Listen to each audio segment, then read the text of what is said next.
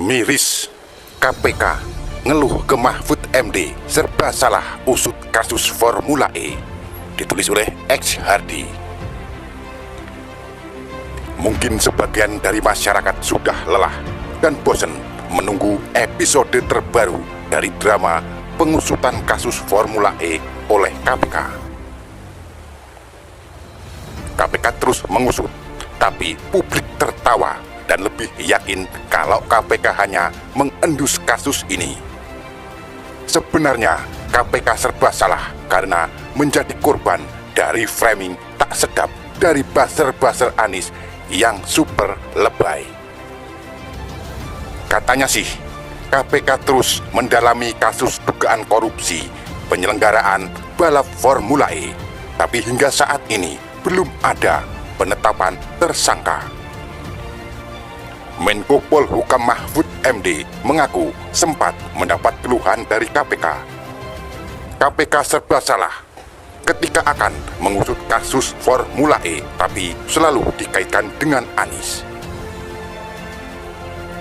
Itu, saya tanya, Anies kok jadi ribut mau dipanggil KPK? Nah, KPK-nya itu bilang begini, Pak, kami ini serba susah. Setiap kami mempersoalkan dana Formula E dan sebagainya, lalu dituduh mempolitisi Anies. Padahal ndak urusan ini dengan Anies, ini temuan BPK, kata Mahfud MD. Akhirnya, penggiringan opini ini berhasil dan menjadi liar di telinga masyarakat. Ini membuat KPK dicap seolah sengaja melakukan framing untuk menjegal Anies. Apalagi saat ini Anies akan nyapres.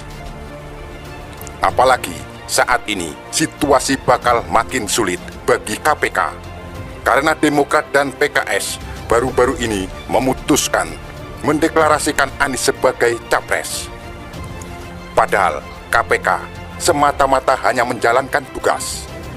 Tapi saat ini, posisi KPK makin sulit, jauh lebih sulit dari sebelumnya. Demokrat dan PKS mendeklarasikan Anies. Memang sih kadangkala isu politik macam-macam. Kalau partai ini semuanya seolah menjadi pasien KPK lah, kata Mahfud. Intinya, Mahfud menegaskan sebagai perwakilan dari pemerintah tidak pernah melapor kepada Presiden untuk melakukan jegal-menjegal. Jika terdapat opini demikian, maka dipastikan hal itu hanya tafsir publik. Tidak ada sama sekali, itu tafsiran publik saja. Saya tegaskan ke KPK, kalau Anda mau menindak siapapun, jangan pertimbangan politik. Saya bilang, pokoknya kalau hukum tegakkan tanpa pertimbangan politik, tidak usah tanya ke pemerintah, kata Mahfud. KPK sebenarnya terlampau lamban dalam mengusut kasus ini. KPK kalah lomba dengan pendukung Anies yang duluan membuat drama playing victim. Mereka berhasil membuat kesan bahwa KPK adalah musuh yang sengaja membidik Anies agar gagal nyapres. KPK kecolongan, jadinya serba salah.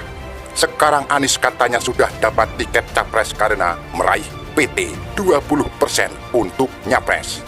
Makin susahlah posisi KPK. Mau maju, banyak ranjau yang bertebaran. Mau mundur pun ada ranjau juga, karena masyarakat sedang ikut memantau. Jujur saja, buzzer Anies sangat brutal dan tidak malu, membuat isu segila mungkin demi memuluskan jalan Anies yang sebenarnya berlubang. Sekelas KPK pun dibikin sempoyongan dan sampai curhat ke Mahfud MD. Tapi apapun itu, KPK harus tetap konsisten dan tegas. Kalau memang misalnya Anies terlibat, hukum harus tetap ditegakkan. Tak ada jalan lagi kalau KPK mundur karena takut di framing. Aneh-aneh. Berarti KPK takut dengan tekanan opini dari masyarakat. KPK jangan sampai takut karena ditekan massa.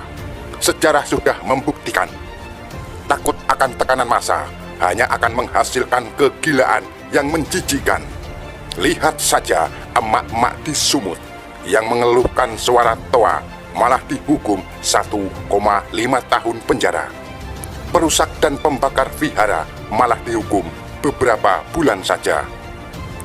Ahok yang hanya bicara apa yang dia alami, dipelintir tapi dihukum 2 tahun karena demo berjilid-jilid penuh ancaman mengerikan.